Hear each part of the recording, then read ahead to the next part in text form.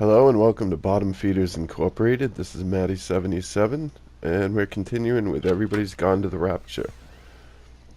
Hopefully I do a little better with the voice Hello? recording today. Hello? Oh, Amanda, I thought you'd left town. We tried. We did try.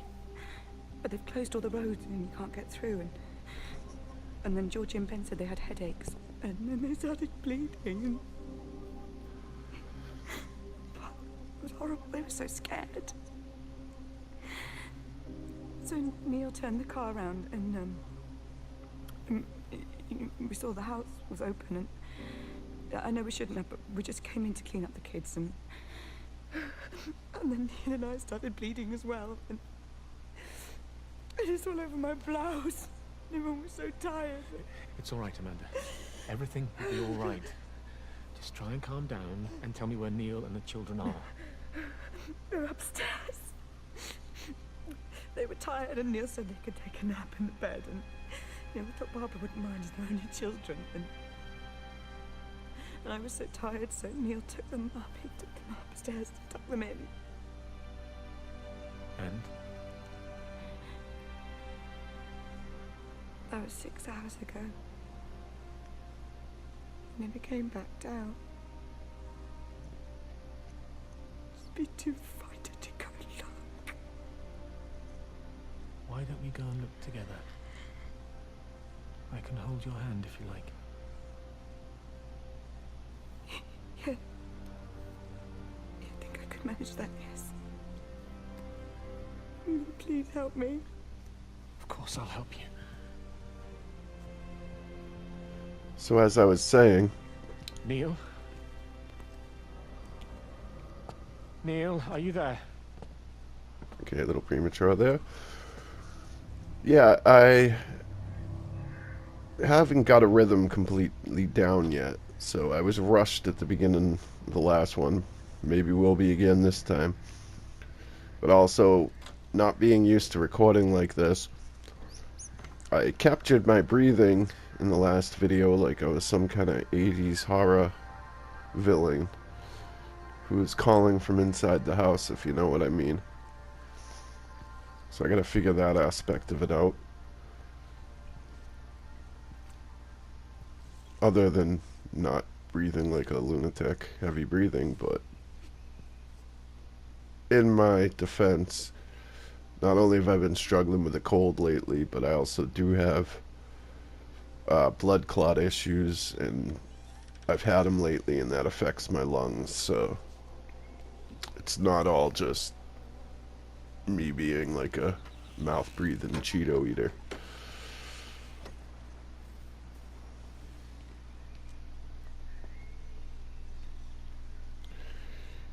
From this point on, you'll start to notice. I don't think you really see it till you hear that conversation. Not that it's not there, but you should hit that conversation before you do.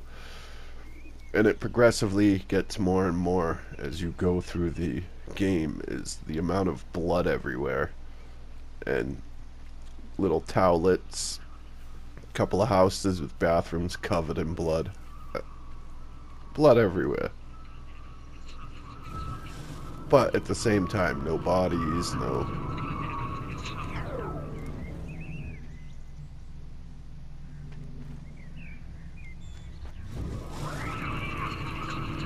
Still figuring this out, too. And trying to get into every building. I hope I did not set that one off.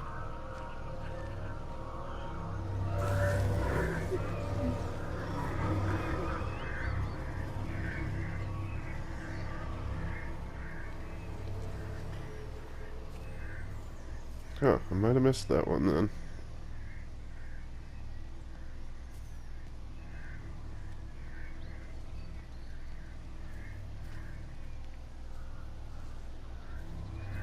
Nice little park.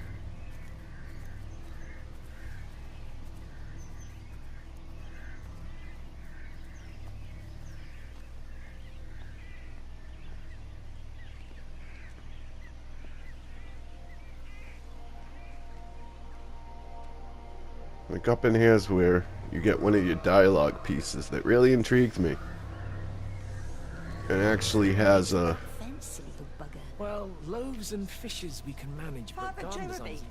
might I have a word? Mrs. Boyles, of course. Meg, will I think you it's this excuse right us, here. See you back at Charlie's later. Cheerio, Wendy. I was speaking to Barbara.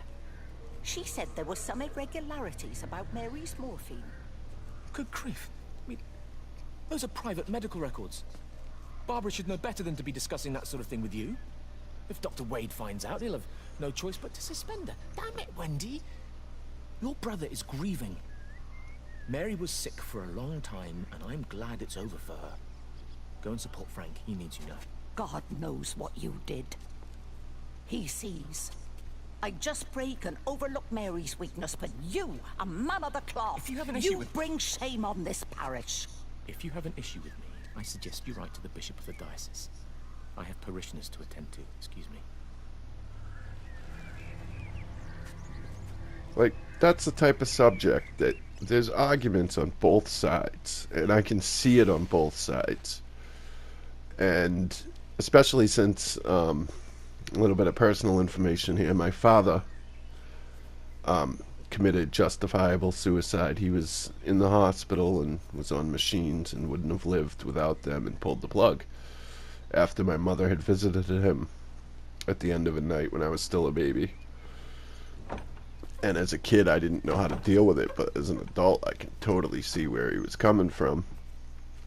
So it's a very intriguing subject, and it just basically becomes a throwaway line of dialogue that, I don't know, it may come up once or twice more, but only as for a reason why Wendy and Jeremy don't get along. But the more you see in the game, you realize Wendy doesn't really need much of a reason. Like, so it becomes kind of more of a superfluous detail than any actual examination of heavy subjects, which for an art game, I don't know, I think they dropped the ball with that, personally.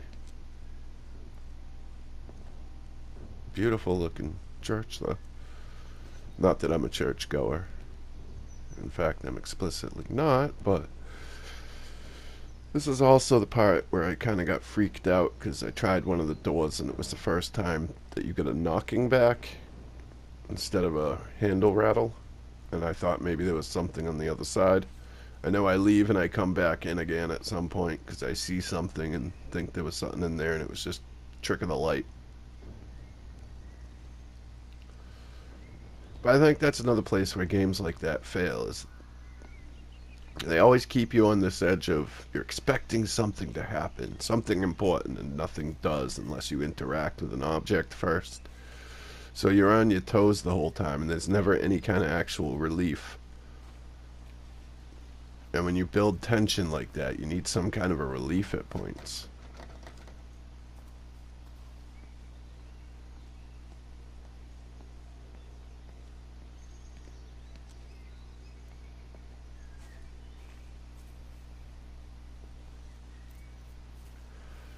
I mean, as cheesy as jump scares are in horror movies, or throwaway one-liners are, the reason they exist is because people do need to decompress. You can't keep people on a constantly elevating ride of tension. It's not healthy. I think sometimes these games backfire by making you expect that something's going to happen and then nothing happens. And it's not really a knock against it. I mean, I'll give the game that. It did keep me on my toes waiting for something, but when you play for 4 or 5 hours and get to the end and you realize that something is never going to actually happen, it's just kind of a letdown, I guess. And you don't really have a place to put that tension.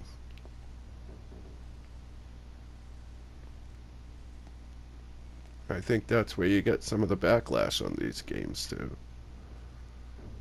This part.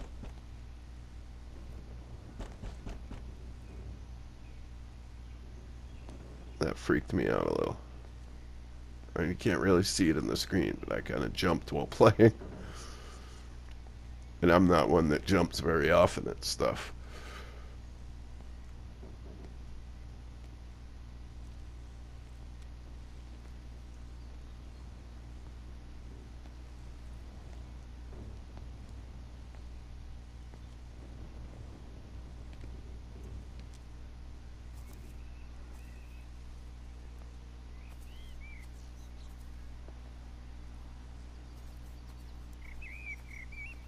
pretty sure, though, this is the last part where I'm trying to get into everything and explore everything like a traditional game.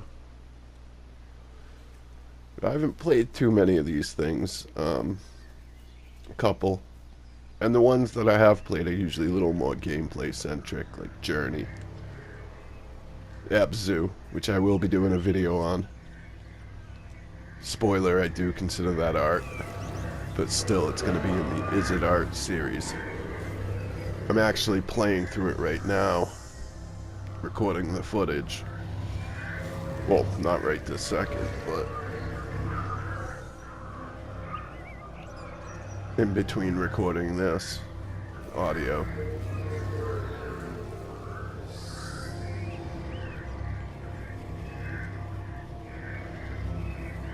But one of these ones where you literally just walk around and pick up details I've never done before. I've never played, I still haven't played Gone Home. Though I may eventually get to that.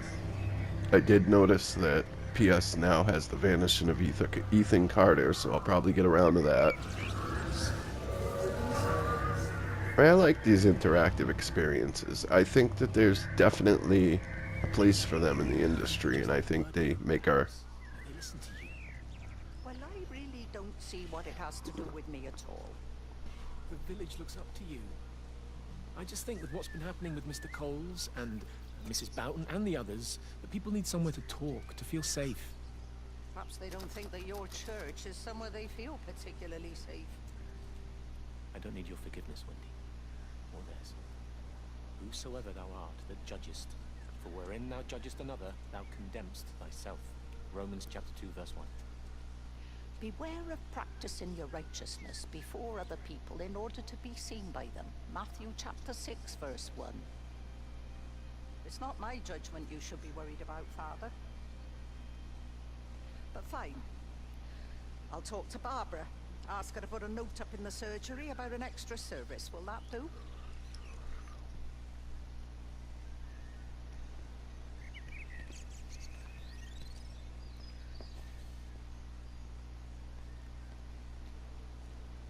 So, as I was saying, I think that they're good for the industry. We need to be pushing boundaries.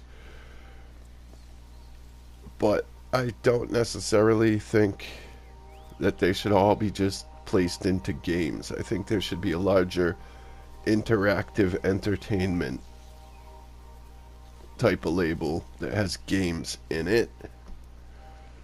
Because, I mean, at the end of the day, I don't know if it's really a game. But at the same time, it's not...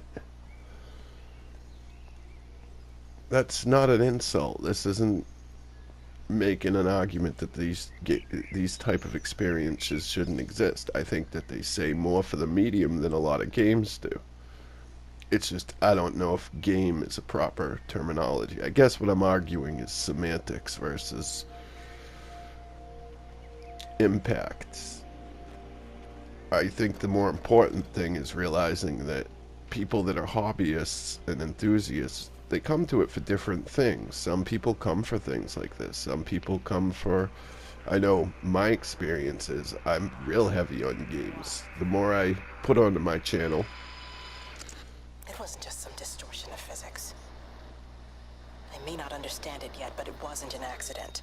All of the clocks, what happened at Tower 6, it's just not random. There's an effort. An attempt to communicate. The more videos I put up, you'll start to see I'm really into games. Part of why I'm doing this series is to try and understand it myself. Why some of these experiences are so popular. But again, I don't think it's a bad thing. I mean, as someone who... What it basically boils down to me is whether you're in it for the story, whether you're in it for mechanics, whether you prefer games or prefer walking simulators or whatever terms you want to use, or what part of the industry you're looking for, is we're all in it because we don't want to be passive consumers. We don't want to just read a book or watch a movie. We are people that we want to actually interact with whatever our entertainment is. And under that, I think we should all be gathering under the same umbrella. And Come and have a look at this. Oh, I don't believe it. Charlie? Jeremy reckons someone had been raiding all the empty houses. He said a load of stuff had been taken. What's up? It looks like someone's been collecting their own supplies. Bastard. Well, we've got enough stock in the warehouse to keep the entire village going for months. We should get a truck. What, and go and get all of it now? Yeah, why not? It's Appleton. It's that bloody crackpot, Stephen Appleton. I'm gonna fucking do him. Sam, it's fine. We better get moving before the weather turns. You come in. We'll swing by the camp and get Rachel on the way back. so, yeah, I think some of these semantic discussions, it's a lot of gatekeeping. And considering the image it has in the media, where it's still not truly accepted, and you have quote-unquote gamers shooting themselves in the foot constantly with some of the groups and some of the subsets and the political things that just make us all look bad. And I said gamers in quotes. I mean, if you play games, you're a gamer. I'm not trying to argue that, but when it becomes a lifestyle choice versus a label for the type of entertainment you consume, it leads to some issues that make us all look kind of stupid. But that's not the point. The point is we should be gathering under the same umbrella to make interactive stuff Doctor, we get can its hear you. due and There's a notice. queue of patients a mile long out there. Just send them to the village hall with the others, please, Bob. Doctor, people are scared. Mrs. Gable just called me and said her husband's vanished. She was very frightened. She said there was blood coming out from his ears and his What nose. the hell do you want me to do? Until they lift the quarantine, we're not going anywhere. Just tell them to drink plenty of fluids, stay warm, and follow the instructions on the radio. Doctor, Phil, please, you have a duty to your patient. Your nose.